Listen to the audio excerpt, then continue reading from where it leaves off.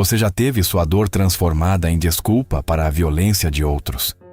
Já teve sua voz silenciada enquanto homens decidiam seu destino. Já foi apagada da sua própria história. Há uma mulher na Bíblia cuja experiência mais traumática foi usada como pretexto para um massacre, cujo nome aparece apenas algumas vezes nas Escrituras, mas cujo sofrimento desencadeou eventos que quase destruíram uma família inteira. Seu nome era Diná, e ela foi estuprada, silenciada e depois apagada da narrativa bíblica, como se sua dor não importasse tanto quanto a honra dos homens ao seu redor. Mas aqui está o que torna a história de Diná absolutamente vital para entendermos hoje. Esta não é apenas mais uma história triste de violência contra mulheres no mundo antigo. É uma história que expõe como sistemas patriarcais transformam vítimas em objetos, como a honra masculina é valorizada acima da dignidade feminina e como até mesmo as escrituras podem participar do apagamento de vozes femininas. Diná foi estuprada, mas na narrativa bíblica ela nunca fala. Seus irmãos falam, seu estuprador fala, seu pai fala. Mas Diná, silêncio absoluto. E esse silêncio grita. Porque quantas Dinás existem hoje? Quantas mulheres tiveram sua dor transformada em batalha pela honra masculina? Quantas sobreviventes foram silenciadas enquanto homens debatiam o que fazer com elas, sobre elas, por causa delas, mas nunca consultando elas? Quantas histórias de violência sexual são contadas enfatizando o impacto nos homens ao redor da vítima em vez da vítima mesma? Hoje vamos fazer algo que a Bíblia raramente faz. Vamos centralizar Diná. Vamos ouvir o que seu silêncio grita. Vamos explorar o que aconteceu com ela, como ela foi tratada e por que sua história foi quase apagada da memória coletiva. E vamos perguntar as questões difíceis sobre violência, sobre vingança, sobre justiça e sobre como as Escrituras lidam com trauma feminino. Se esta é sua primeira vez aqui, aperte o like. Inscreva-se se ainda não fez e compartilhe-se nos comentários de onde você está assistindo. Estamos construindo uma comunidade que se recusa a deixar as vozes silenciadas permanecerem esquecidas. Então, vamos descobrir quem era Diná e por que sua história importa mais do que nunca. Para entender a história de Diná, precisamos conhecer sua família. E que família complicada era essa? Diná era filha de Jacó e Lia, não Raquel, a esposa amada, mas Lia, a esposa desprezada, a que Jacó nunca quis, a que foi enganado para casar. Lia já havia dado à luz 6 filhos para Jacó, cada um com um nome gritando seu desespero por amor. Rúben, porque o Senhor viu que ela era desprezada. Simeão, porque Deus ouviu que ela era odiada. E assim por diante. 6 filhos, 6 tentativas de ganhar o amor de um homem que nunca a amaria. E então veio Diná. Gênesis 30, versículo 21. Depois deu à luz uma filha e chamou-lhe Diná. O nome significa julgamento ou vindicação. Alguns estudiosos sugerem que Lia esperava que uma filha finalmente trouxesse alguma validação, alguma vindicação de sua posição desprezada. Mas outros apontam que o nome pode refletir resignação. Após 6 filhos, Lia havia desistido de ganhar o amor de Jacó através de maternidade. Diná era simplesmente mais uma criança. Não uma estratégia, não uma tentativa, apenas uma filha. A única filha mencionada de Jacó entre 12 filhos. Imagine crescer nessa dinâmica. Única menina em meio a 12 irmãos. Filha da esposa desprezada. Vivendo em uma família onde rivalidade entre as mães era tóxica e constante. Lia versus Raquel. Zilpa versus Bila. Todas competindo pela atenção de Jacó. Todas usando seus filhos como armas nessa guerra. E Diná? Ela estava ali, observando, absorvendo, aprendendo que mulheres eram valorizadas principalmente por sua capacidade de produzir herdeiros masculinos. A Bíblia não nos dá detalhes sobre a infância de Diná. Não sabemos se ela era próxima de seus irmãos, se tinha amigas, se sonhava com seu futuro. Sabemos apenas que ela cresceu nessa família disfuncional, nômade, constantemente em movimento. Jacó havia finalmente deixado Labão, seu sogro enganador, e estava voltando para a terra de Canaã, a terra que Deus havia prometido a Abraão. A terra onde Jacó teria que eventualmente confrontar Esaú, o irmão que ele havia enganado décadas antes. A família acampou perto de Siquém, uma cidade cananeia. Jacó comprou um pedaço de terra ali. Pela primeira vez em muito tempo, eles não eram apenas nômades passando. Eles estavam se estabelecendo. E é aqui que a história de Diná realmente começa. Gênesis 34, versículo 1. E saiu Diná, filha de Lia, que esta dera à luz a Jacó, para ver as filhas da terra. Pause aqui. Essa linha simples carrega muito peso. Diná saiu. Ela tomou iniciativa. Ela tinha curiosidade. Ela queria ver as mulheres locais, talvez fazer amigas, talvez aprender sobre a cultura, talvez simplesmente ter alguma companhia feminina, além de suas mães e tias em constante guerra. Quantos anos ela tinha? A Bíblia não diz. Tradições rabínicas variam de 12 a 16 anos. Uma adolescente, provavelmente. Jovem o suficiente para ainda estar sob proteção da família, mas velha o suficiente para querer alguma independência, alguma vida social além do acampamento. E ela saiu, sozinha, aparentemente, sem acompanhante, sem proteção, em uma cultura onde mulheres jovens raramente saíam desacompanhadas. E aqui começa a culpabilização da vítima que persegue a história de Diná através dos séculos. Comentaristas posteriores culparam Diná por sair. Chamaram-na de imprudente, de provocativa, de ter causado seu próprio trauma ao não ficar em casa onde pertencia. Mas olhe para a talha-linguagem da Escritura. E saiu Diná para ver as filhas da terra. Ela não estava fazendo nada imoral, não estava se comportando de forma escandalosa. Ela queria conhecer outras mulheres. Isso é tudo. E o que aconteceu a seguir não foi culpa dela. Nunca foi. Nunca será. Gênesis 34, versículo 2. E Siquém, filho de Amor, Eveu, príncipe daquela terra, viu-a e tomou-a, e deitou-se com ela, e humilhou-a. 3 verbos. Viu, tomou, humilhou. Não há ambiguidade aqui, não há romance, não há cortejo, não há consentimento. Siquém viu Diná, quis possuí-la, e a estuprou. A palavra hebraica usada aqui, aná, é a mesma palavra usada para descrever opressão, violência, humilhação forçada. Não há maneira de suavizar isso. Não há como romantizar. Diná foi estuprada. Por um príncipe, por alguém com poder social, por alguém que viu uma mulher jovem e decidiu que poderia simplesmente tomá-la. E aqui está onde a história fica ainda mais perturbadora. Versículo 3. E apegou-se a sua alma com Diná, filha de Jacó, e amou a moça, e falou afetuosamente à moça. Depois de estuprá-la, Siquém afirma que a ama, fala afetuosamente a ela. O texto hebraico literalmente diz que ele falou ao coração dela. Isso não é amor, é manipulação.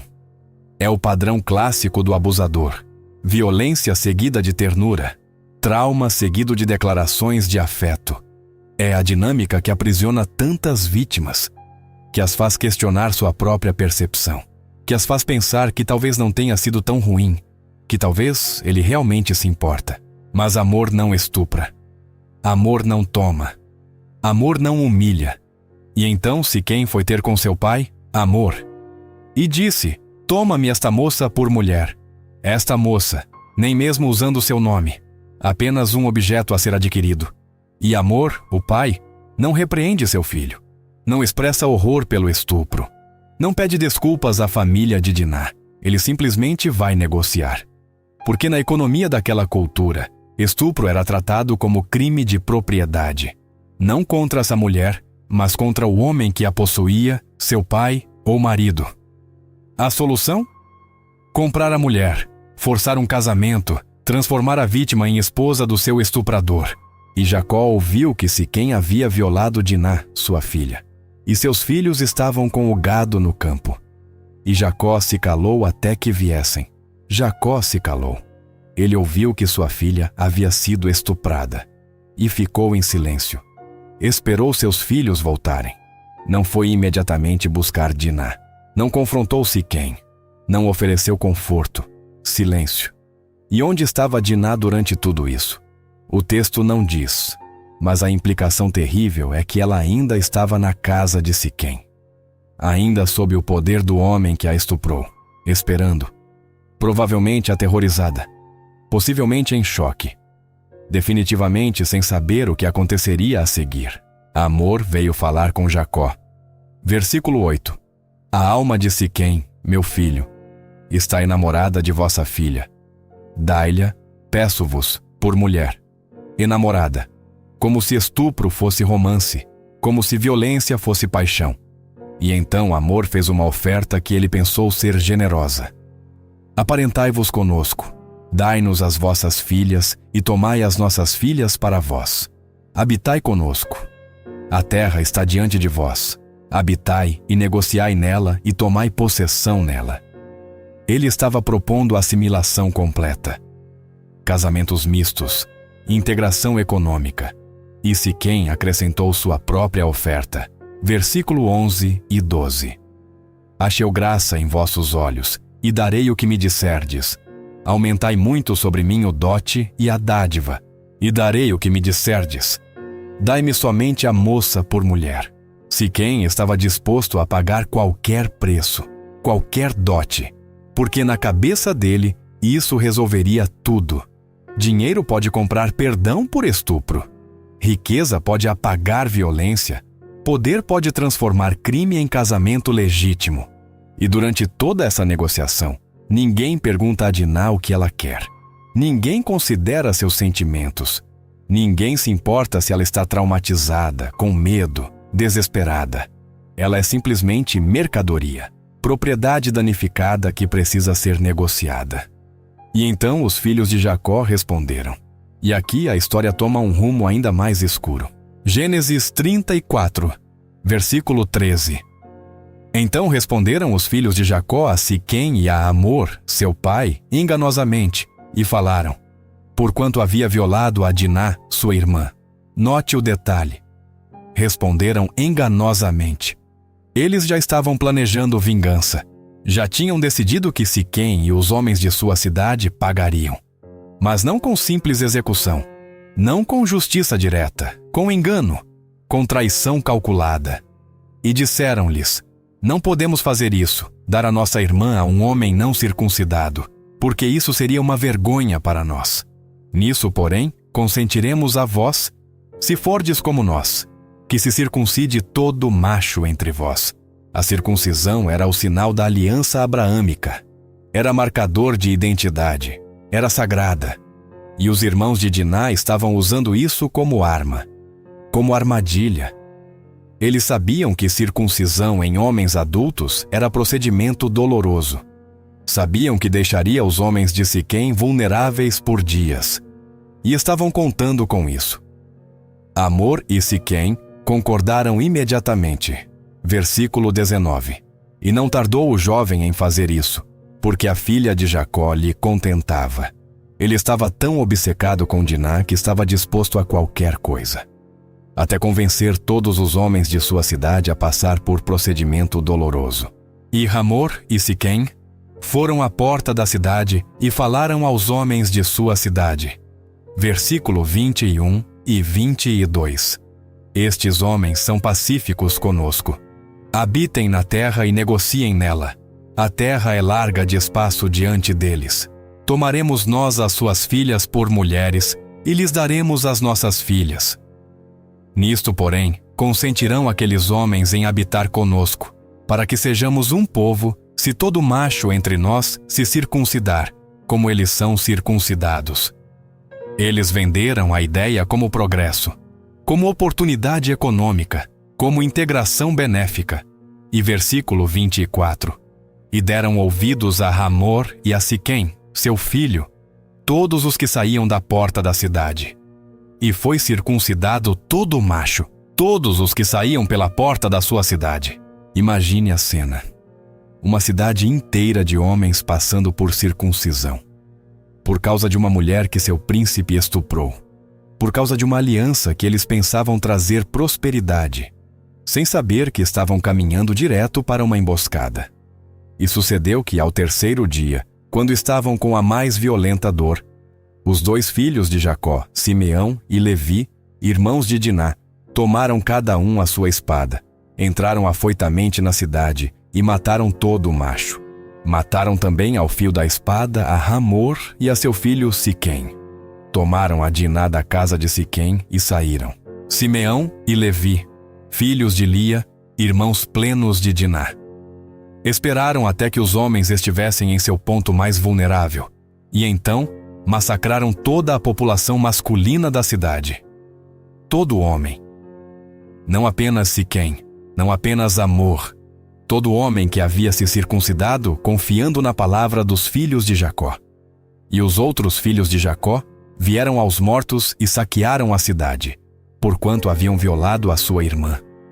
As suas ovelhas, as suas vacas, os seus jumentos e o que havia na cidade e no campo tomaram. Levaram cativas todas as suas crianças e as suas mulheres, e roubaram tudo o que havia em casa.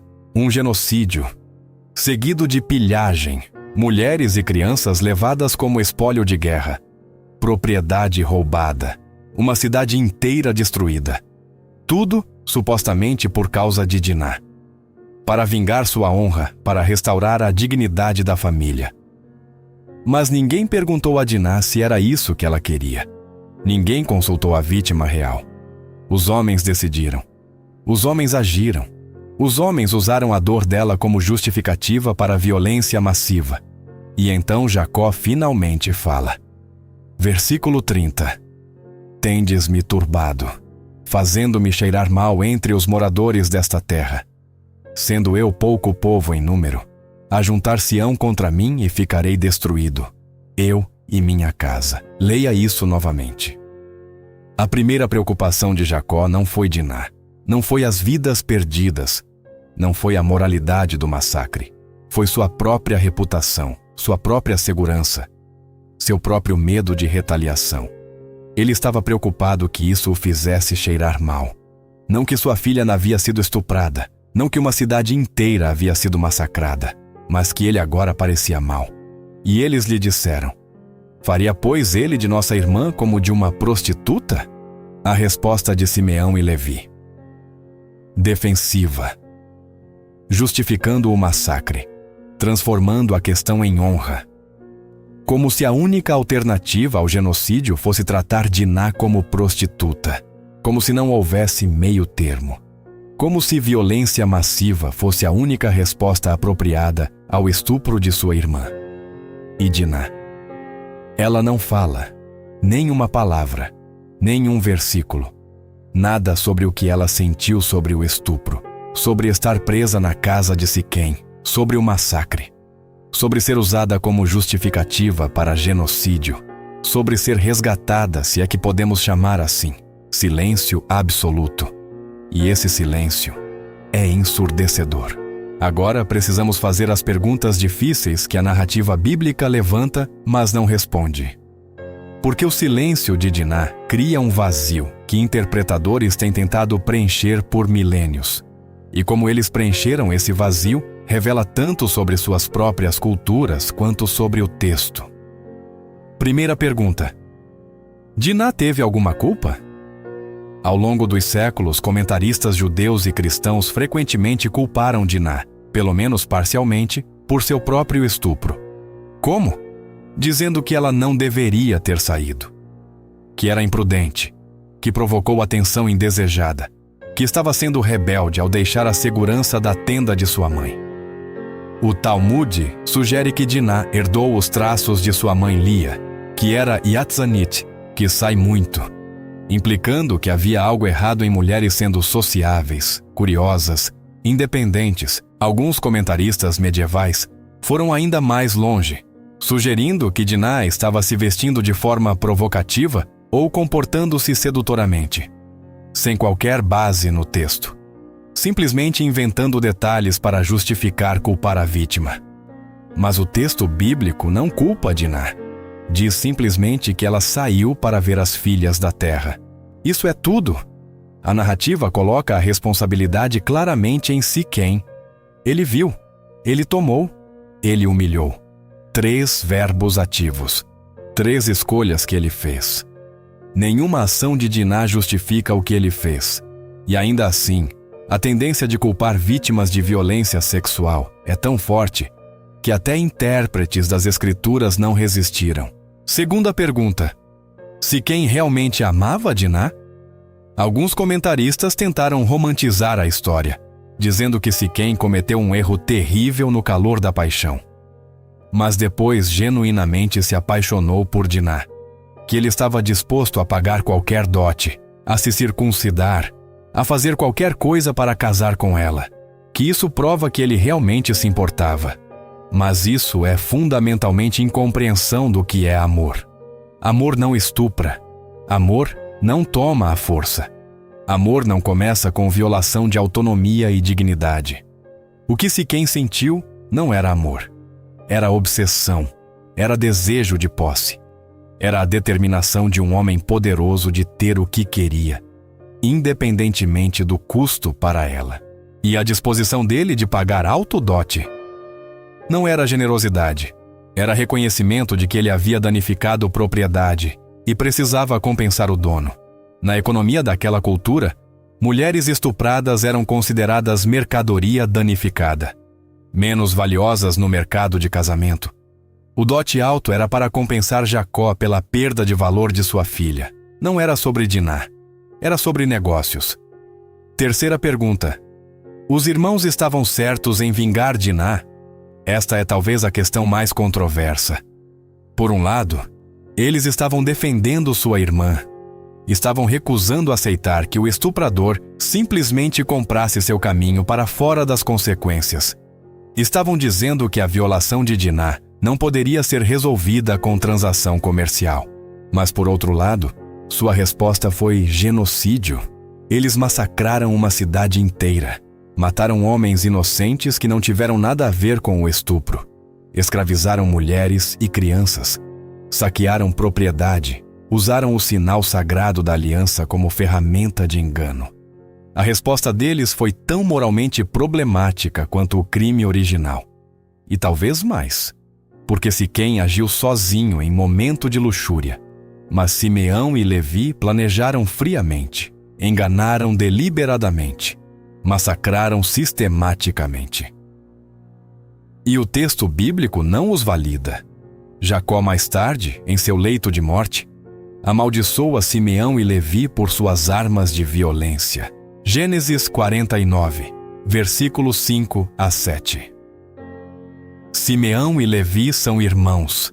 Armas de violência são as suas espadas. No seu secreto conselho não entre minha alma. Com a sua congregação minha glória não se ajunte, porque no seu furor mataram homens e na sua vontade própria arruinaram muros. Maldito seja o seu furor, pois era forte, e a sua ira, pois era dura. Dividi-los-ei em Jacó e espalhá-los-ei em Israel. Jacó reconhece que o que eles fizeram não foi justiça, foi furor, foi vontade própria. Foi violência que merece maldição, não louvor. Então não, a Bíblia não está endossando vingança genocida. Está registrando o que aconteceu. E depois, condenando. Quarta pergunta: o que Diná sentiu sobre tudo isso? Aqui entramos no território do silêncio mais doloroso, porque a Bíblia não nos diz. Ela foi estuprada. Como ela se sentiu? Traumatizada? Com medo? Envergonhada, como a cultura a ensinaria a sentir? Furiosa? Ela ficou na casa de Siquém por dias, talvez semanas. Ele falou afetuosamente a ela. Como ela respondeu? Com ódio? Com confusão? Com a síndrome de Estocolmo que às vezes se desenvolve em vítimas de sequestro? Quando seus irmãos massacraram a cidade, como ela se sentiu? Vingada? Horrorizada? Culpada por todas as mortes causadas por causa dela? Quando foi levada de volta para a tenda de seu pai, como foi recebida? Com compaixão? Com vergonha? Com silêncio constrangido? Não sabemos, e essa não sabença é parte do problema. Porque o silêncio de Diná não é escolha literária neutra, é apagamento.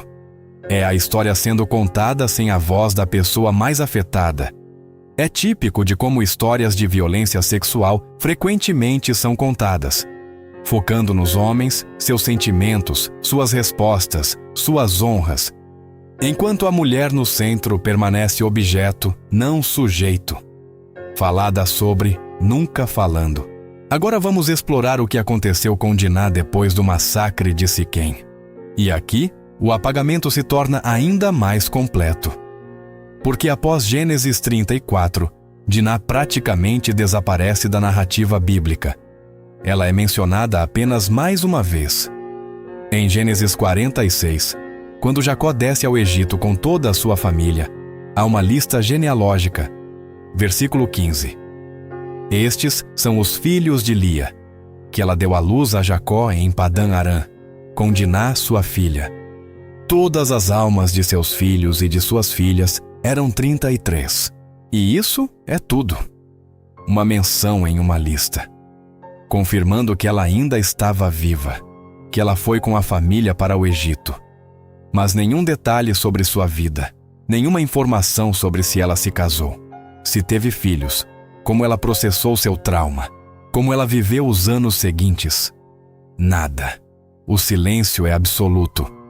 E esse silêncio tem permitido todo tipo de especulação ao longo dos séculos. Tradições rabínicas tentaram preencher as lacunas. Algumas sugerem que Diná eventualmente se casou com Jó, o sofredor justo do livro de Jó, conectando duas figuras que experimentaram sofrimento imerecido. Outras tradições dizem que ela se casou com Simeão, um de seus irmãos que a vingou. Ainda outras sugerem que ela nunca se casou, que permaneceu na casa de seu pai, que seu trauma a deixou incapaz de confiar em homens novamente, que ela viveu como uma espécie de viúva perpétua, definida para sempre pelo pior dia de sua vida.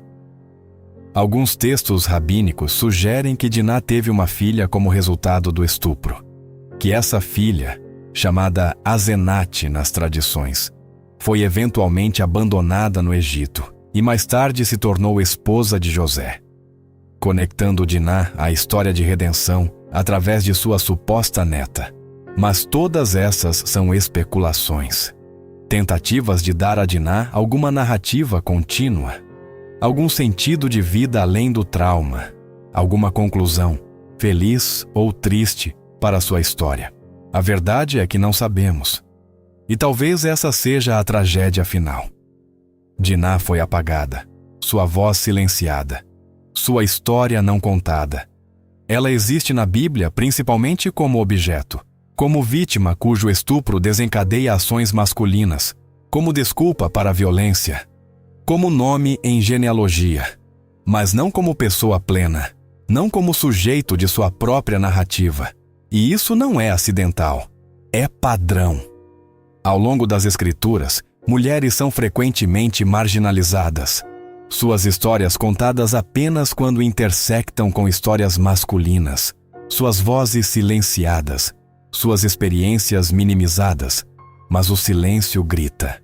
E se ouvirmos cuidadosamente, podemos ouvir o que não é dito. Podemos reconhecer o apagamento. Podemos nos recusar a perpetuá-lo. Vamos falar sobre o que sabemos sobre trauma de estupro, sobre como vítimas frequentemente respondem, sobre padrões que vemos repetidamente. Porque mesmo que Diná não fale, podemos imaginar informadamente o que ela pode ter experimentado. Imediatamente após estupro, vítimas frequentemente experimentam choque, dissociação, uma sensação de irrealidade.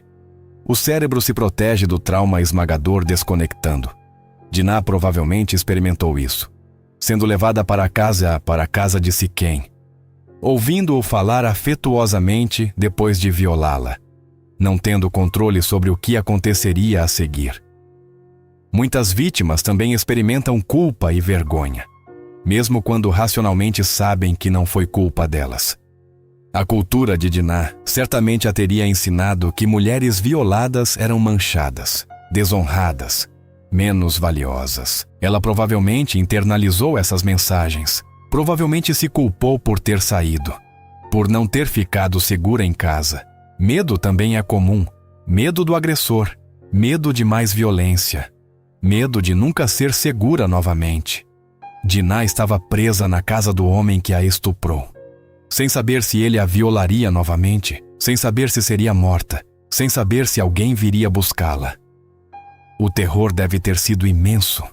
E então a confusão quando o agressor age carinhosamente após a violência. Quando Siquém falou ao seu coração, quando ele demonstrou desejo de casar com ela, quando ele pagou alto dote, isso pode criar dissonância cognitiva, fazendo a vítima questionar sua própria percepção. Pensando, talvez não tenha sido tão ruim, talvez ele realmente se importa. Quando seus irmãos vieram, Diná provavelmente sentiu alívio, mas também possivelmente horror ao perceber o massacre, possivelmente culpa por todas as mortes, possivelmente medo de retaliação, possivelmente confusão sobre se ela deveria estar grata ou traumatizada novamente pela violência. E após retornar para sua família, o estigma social. Em culturas patriarcais, mulheres estupradas frequentemente são tratadas como danificadas, como impuras, como menos desejáveis para casamento. Diná provavelmente enfrentou isso. Olhares, sussurros, tratamento diferente, possível ostracismo. Tudo isso composto sobre o trauma original, criando feridas em camadas, trauma sobre trauma. Agora precisamos falar sobre por que a história de Diná importa hoje. Por que devemos nos importar com uma mulher que viveu milhares de anos atrás? Por que seu silêncio ainda grita para nós? Primeiro, porque a história de Diná expõe como violência sexual é frequentemente sobre poder, não sobre sexo. Siquém era príncipe, filho do governante da cidade. Ele tinha poder social, político, econômico, e ele usou esse poder para tomar o que queria. Diná era estrangeira, filha de nômades, sem status na hierarquia local, vulnerável. E Siquém explorou essa vulnerabilidade. Este padrão se repete incessantemente.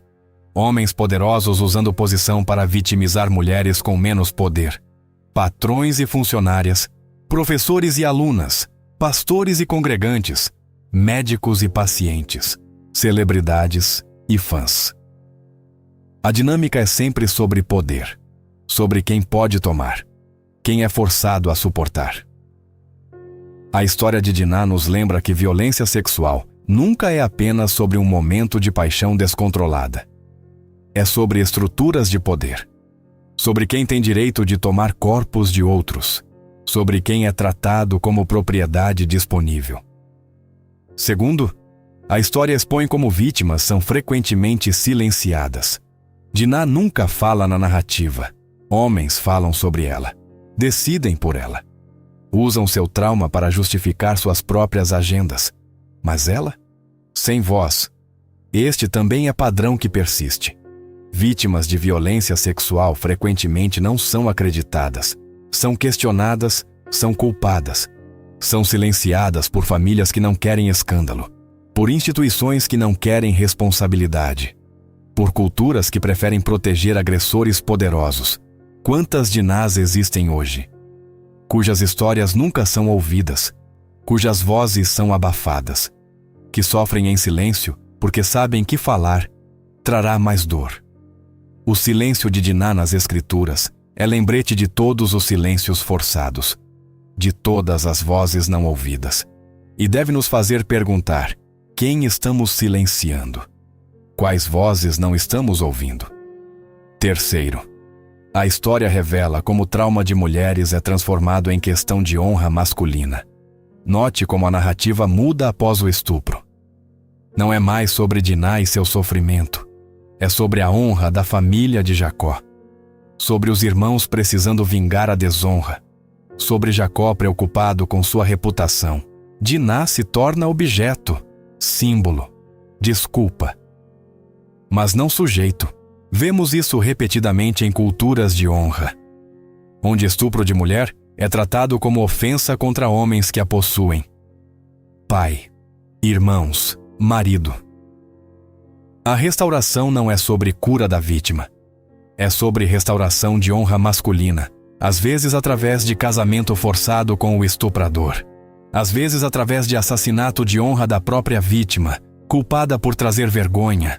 Às vezes através de vingança violenta contra o agressor ou sua família. Mas raramente é sobre o que a vítima precisa, o que ela quer, como ela pode curar. A história de Diná expõe essa dinâmica cruel e nos chama a rejeitá-la. Quarto, a história mostra como vingança não traz cura. Simeão e Levi massacraram cidade inteira supostamente por causa de Diná, para vingar sua honra, para fazer justiça. Mas a violência deles não desfez o estupro. Não curou o trauma de Diná. Não restaurou sua dignidade. Apenas adicionou mais violência, mais trauma, mais mortes, e deixou Diná ainda silenciada, ainda objetificada, ainda sem agência. Vingança pode satisfazer raiva masculina. Pode restaurar senso masculino de controle e poder. Mas não cura vítimas. E frequentemente cria novas vítimas. As mulheres e crianças de Siquém que foram escravizadas. Os homens inocentes que foram mortos. A história nos lembra que justiça e vingança não são a mesma coisa. Que violência gera violência. Que verdadeira cura requer mais que derramamento de sangue. Quinto, a história nos força a confrontar como escrituras lidam com trauma feminino. E isso é desconfortável, porque a narrativa bíblica não centraliza Diná, não dá voz a ela, não explora seu trauma ou cura. Ela é personagem secundária em sua própria história de violação. Isso não significa que a Bíblia aprova estupro. O texto claramente condena a ação de Siquém. Mais tarde condena a vingança excessiva de Simeão e Levi. Mas também não dá a Diná a dignidade de voz própria.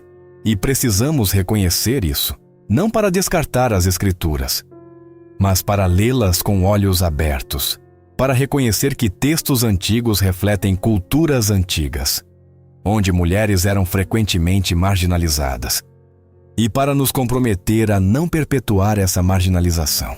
Sexto, a história nos chama a ouvir vozes silenciadas hoje. Se lamentamos o silêncio de Diná, devemos nos comprometer a não silenciar Dinás modernas. Devemos ouvir sobreviventes, acreditar nelas, dar-lhes plataformas, centralizar suas vozes, não falar por elas, mas com elas, não decidir por elas, mas apoiá-las enquanto decidem. Não usar seus traumas para nossas agendas, mas honrar suas experiências e escolhas. A história de Diná é advertência sobre o que acontece quando vítimas são silenciadas. Quando suas histórias são roubadas, quando se tornam objetos em vez de sujeitos. E deve nos motivar a fazer diferente. Vamos agora explorar como diferentes comunidades interpretaram a história de Diná ao longo dos séculos. Porque como as pessoas leram essa história, revela tanto sobre suas próprias culturas, quanto sobre o texto. Na tradição rabínica, há amplo debate sobre Diná. Alguns comentaristas a culpam por sair, como mencionado antes. O Talmud diz que ela herdou natureza sainte de sua mãe Lia, implicando que havia algo errado com mulheres sendo socialmente ativas. Rashi, comentarista medieval influente, sugere que Diná estava se exibindo para chamar atenção, sem base textual, simplesmente projetando preconceitos culturais sobre o texto. Mas outros rabinos são mais compassivos. Reconhecem que Diná era vítima inocente, que Siquém era totalmente culpado, que a punição de Simeão e Levi por Jacó indica que sua vingança foi excessiva. Alguns até imaginam Diná como heroína silenciosa, que suportou com dignidade, que sobreviveu ao trauma, que viveu com força apesar de tudo. O Midrash, literatura rabínica de interpretação, tenta preencher lacunas da história. Uma tradição diz que quando Jacó e família fugiram de Labão, eles passaram por Siquém. E Siquém, príncipe local, viu Diná ainda criança e ficou obcecado. Esperou anos até que ela crescesse. Essa versão tenta explicar por que Siquém especificamente targetou Diná. mas também inadvertidamente faz estupro parecer resultado de amor de longa data, romantizando o que foi crime. Outra tradição midráshica diz que Diná teve filha do estupro, que Jacó abandonou o bebê no deserto, que um anjo levou a criança para Egito, que ela foi adotada por Potifar e cresceu para ser Asenate, esposa de José. Esta história conecta Diná à narrativa maior de redenção. Sua dor não foi em vão. Sua descendência se tornou parte da salvação de Israel durante fome. Traz algum sentido de redenção à tragédia, mas também é especulação sem base textual. Na tradição cristã, a história de Diná recebe menos atenção. Padres da igreja raramente comentaram extensivamente. Quando mencionada, frequentemente é usada alegoricamente. Diná representa a alma curiosa que vaga longe de Deus. Siquém representa pecado que seduz e corrompe. Os irmãos representam virtudes vingando honra. Este tipo de leitura alegórica remove completamente a humanidade de Diná. Transforma sua história real de trauma em símbolo abstrato. Apaga ainda mais sua experiência. Reformadores protestantes também não focaram muito na história. Calvino comentou brevemente, enfatizando que Simeão e Levi agiram precipitadamente, que usaram engano com sinal sagrado da aliança, que Jacó corretamente os condenou. Mas pouco sobre Diná mesma, pouco sobre seu trauma ou experiência. Em épocas modernas, intérpretes feministas recuperaram a história de Diná. Apontaram para seu silêncio como exemplo de como mulheres foram marginalizadas nas escrituras. Exploraram trauma de violência sexual. Criticaram como sua agência foi removida. Anita Diamant escreveu romance popular, The Red Tent, retelling da história de Diná de perspectiva feminina. No livro, Diná não é estuprada, mas consensualmente se apaixona por Siquém. O massacre é ainda mais trágico porque destrói amor verdadeiro. É ficção criativa, não exegese, mas tenta dar a Diná voz e agência que o texto bíblico nega. E ressoa com muitos leitores precisamente porque centraliza a experiência feminina. Acadêmicos também exploraram história através de lentes de trauma, estudos de gênero, teoria pós-colonial, apontando como o texto reflete e perpetua estruturas patriarcais. Como violência sexual funciona como ferramenta de dominação, como narrativas frequentemente centram perpetradores e vingadores em vez de vítimas. Na cultura popular contemporânea, a história de Diná é frequentemente citada em discussões sobre cultura de estupro, sobre culpabilização de vítimas, sobre como sociedades lidam com violência sexual. Sobreviventes às vezes se identificam com Diná.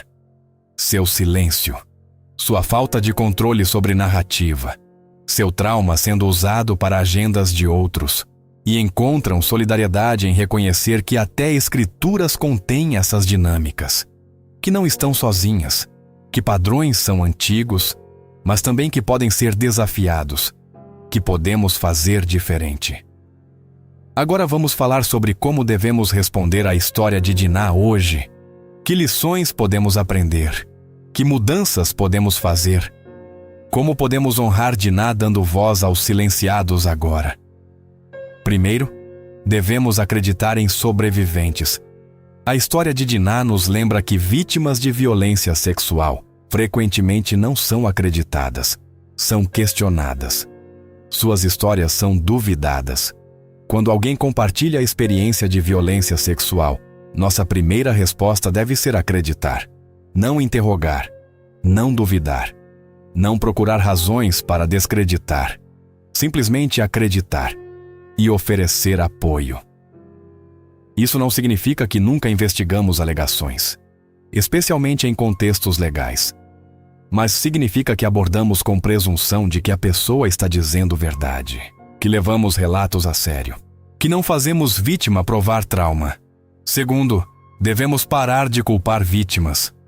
A tentação de culpar Diná por sair, por estar no lugar errado, por não se proteger melhor, reflete padrão mais amplo. Sempre que violência sexual acontece, há tendência de perguntar o que a vítima fez, como ela estava vestida, Por que estava ali? Por que bebeu? Por que confiou? Por que não lutou? Essas perguntas colocam responsabilidade no lugar errado. Violência sexual é culpa do perpetrador. Sempre, sem exceção. Não importa o que a vítima estava vestindo, fazendo, onde estava. Responsabilidade é 100% de quem escolheu violar. Precisamos parar de fazer perguntas que implicam culpa da vítima e começar a fazer perguntas que focam em responsabilidade do agressor. Por que ele achou que tinha direito? Por que ele escolheu violar? Que estruturas permitiram isso? Terceiro, devemos dar voz aos silenciados. Dinah não teve voz, mas podemos garantir que sobreviventes hoje tenham. Isso significa criar espaços seguros onde pessoas possam compartilhar. Significa ouvir sem julgar. Significa amplificar vozes de sobreviventes em vez de falar por eles. Significa dar plataformas. Significa valorizar testemunho vivido. Especialmente em igrejas e comunidades religiosas, frequentemente há pressão para silenciar escândalos, para proteger reputações, para não causar divisão. Mas silêncio protege agressores e machuca vítimas. Precisamos priorizar segurança e cura de vítimas acima de reputações institucionais. Quarto, devemos trabalhar por justiça, não vingança. A resposta de Simeão e Levi foi vingança, excessiva, indiscriminada, criando mais vítimas. Justiça é diferente. Justiça busca responsabilização, proteção de futuras vítimas, reparação quando possível. Mas não através de violência que cria novo ciclo de trauma. Em contextos legais, isso significa processar agressores apropriadamente. Não através de linchamentos de turba ou justiça vigilante, mas através de sistemas que protegem direitos tanto de acusados quanto de vítimas. Em comunidades, significa criar consequências para agressores, não permitindo que comprem saída com desculpas ou status, mas também não destruindo indiscriminadamente todos ao redor deles. Quinto, devemos centralizar cura de vítimas. A narrativa bíblica não foca em cura de Dinah, mas nós devemos. Quando violência sexual acontece, a prioridade deve ser segurança e cura da vítima. Não honra familiar, não reputação institucional, não conveniência de outros. Isso significa recursos para terapia, grupos de apoio, comunidades que não ostracizam, mas acolhem, caminhos para processar trauma, espaço para curar no próprio ritmo e reconhecimento de que cura não é linear, não tem cronograma, não segue roteiro. Cada sobrevivente cura de forma única. Nossa função é apoiar, não pressionar. Sexto, devemos desafiar culturas de honra que tratam mulheres como propriedade. A dinâmica onde estupro de Dinah se torna sobre honra de homens em sua família reflete cultura de honra, onde valor de mulher é ligado à pureza sexual, onde corpo de mulher é propriedade de pai ou marido, onde violação é ofensa contra homem que a possui. Essas culturas ainda existem e criam ambientes onde mulheres são duplamente vitimizadas, primeiro pelo estuprador, depois pela própria família e comunidade que as culpam, ostracizam ou até matam para restaurar honra. Precisamos desafiar essas estruturas, ensinar que mulheres não são propriedade, que valor não está em virgindade, que honra não se restaura através de violência contra vítimas, que violência sexual é crime contra a pessoa, não contra a propriedade de outro homem. Sétimo, devemos ler escrituras criticamente. A história de Dinah está na Bíblia, mas a maneira como é contada, silenciando Dinah, reflete cultura patriarcal antiga. Podemos reconhecer isso sem descartar escrituras. Podemos ler criticamente, perguntando quais vozes são centradas, quais são marginalizadas, como o texto reflete e talvez perpetua injustiças, e podemos nos comprometer a não repetir esses padrões, a não silenciar vozes que o texto silenciou, a não marginalizar quem já foi marginalizado. Ler escrituras fielmente, às vezes significa ler contra o grão, ouvindo silêncios, centralizando marginalizados, questionando estruturas e permitindo que texto nos desconforte, nos desafie, nos chame a fazer melhor. A história de Diná começou com curiosidade. Uma jovem querendo conhecer outras mulheres, querendo conexão, amizade, comunidade. E terminou com trauma, silêncio, apagamento. Ela foi estuprada, objetificada, usada como desculpa para massacre, silenciada em sua própria história. E depois, apagada quase completamente da narrativa bíblica. Mas seu silêncio grita. Grita por todas as vítimas não acreditadas, por todas as vozes silenciadas, por todas as sobreviventes cujas histórias foram roubadas, por todas as mulheres tratadas como propriedade em vez de pessoas. Diná não teve voz na escritura, mas podemos dar voz a ela agora. Podemos nos recusar a perpetuar seu apagamento. Podemos centralizar sua experiência. Podemos lamentar seu trauma. Podemos honrar sua sobrevivência. E, mais importante, podemos garantir que Dinás modernas não sofram o mesmo silêncio. Podemos acreditar em sobreviventes. Podemos ouvir suas histórias. Podemos apoiar sua cura. Podemos trabalhar por justiça. Podemos desafiar estruturas que permitem violência sexual. Podemos criar culturas onde corpos de mulheres são respeitados, não violados. Onde vozes de mulheres são ouvidas, não silenciadas. Onde trauma de mulheres é levado a sério, não minimizado. Diná foi filha de Jacó que foi apagada da Bíblia. Mas ela não será apagada de nossa memória, não será apagada de nossa consciência, não será apagada de nosso compromisso de fazer diferente. Se você é sobrevivente de violência sexual, saiba, sua história importa, sua voz merece ser ouvida, seu trauma é real e válido. E você não está sozinha. Se esta história tocou você, compartilhe. Deixe nos comentários de onde você está assistindo. E se você conhece uma Diná moderna, alguém cujo trauma foi silenciado, cuja voz foi roubada, comprometa-se a ouvi-la, a acreditar nela, a apoiá-la. Inscreva-se no canal para mais histórias de vozes esquecidas que merecem ser ouvidas. E lembre-se, mesmo quando escrituras silenciam, podemos nos recusar a fazer o mesmo. Podemos ouvir, podemos ver, podemos honrar as Dinás apagadas da história e as Dinás silenciadas hoje.